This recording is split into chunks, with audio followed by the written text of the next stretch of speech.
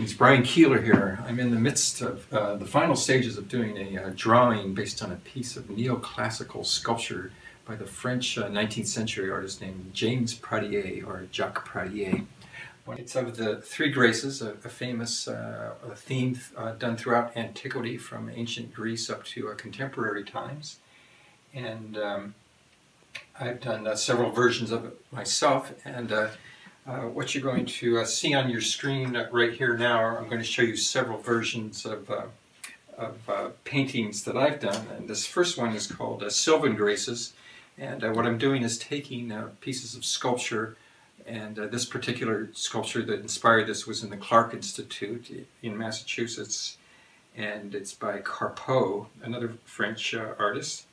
And the next one that you're seeing is called Interior Graces, where I'm taking the same theme, making it contemporary and putting it in a room, and with three contemporary models. And the next one is called Crepuscular Graces. Crepuscular is a word that means twilight or beams of light, and it's related to an Italian word crepuscolo, which also means twilight, means the same thing in Italian that it does in English.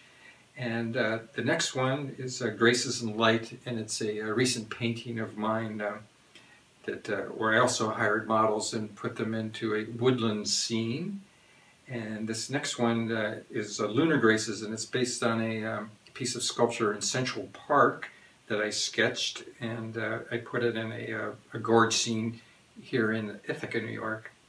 And this next piece that you're seeing is a sketch that I did from a live model, and the reason I have this in here is to show you that you can apply these same lessons to working for life that you glean from working from famous pieces of sculpture.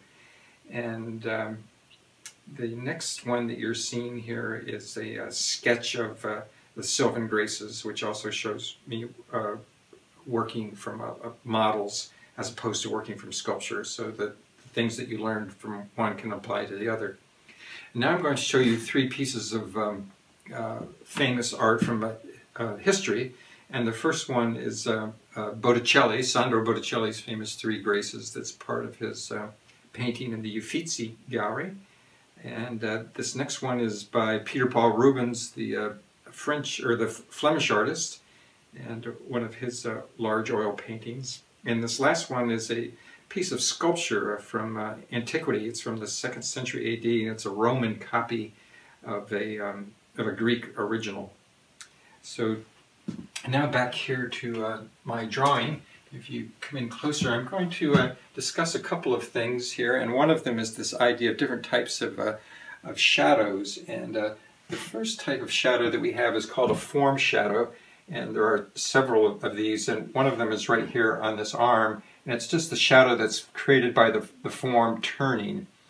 And the second type of shadow is called a cast shadow, and this particular drawing, because it was based on a sculpture with several different types of lights, we have several cast shadows. Right here is a cast shadow.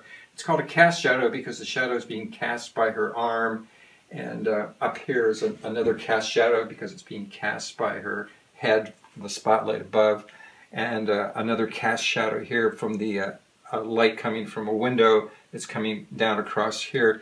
So this rather a complex lighting that was happening, different types of light coming from all different directions. But once again, it's a piece of marble, and one of the advantages of working from marble as opposed to bronze is it's very luminous and light, and you can see all these nuances. So I encourage you to go to look at a piece of marble in a museum, and you can really see how all the form comes to high relief. So what I'm going to demonstrate here is this lifting process. So you can come back in close here now.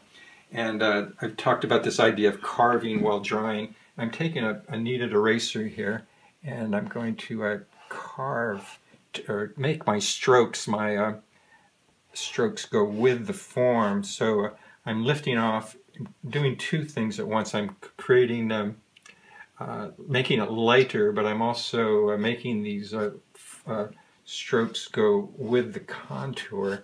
And it's sort of like cross-hatching is another term in drawing that we use. And it also adds so the shadows aren't quite so so dense. There was a painter of the Ashcan school, Glackens, that did this with a couple of his figure paintings, where he took paint and did it on top. But here I'm just trying to soften, lighten, and form at the same time. Model is the word. So those three things: lighten, model, and describing the form. The last thing that I want to talk about is this this idea of a figure-ground relationship. And figure-ground relationship basically means the contrast of light against dark, or dark against light. And I use that continuously in my paintings and drawings. And this is a great example. We have an overall figure-ground relationship of basically light against dark, or mid-tone against the dark. But then there's many little nuances of how this works. And if you come in close, this thumb of this one grace right here is defined by the fact that it's sort of the color of the paper, the tint of the paper against the dark shadow behind it. And while I'm here too, this idea of the core of the shadow that I talked about in a previous video. This drawing illustrates the aspects being discussed here.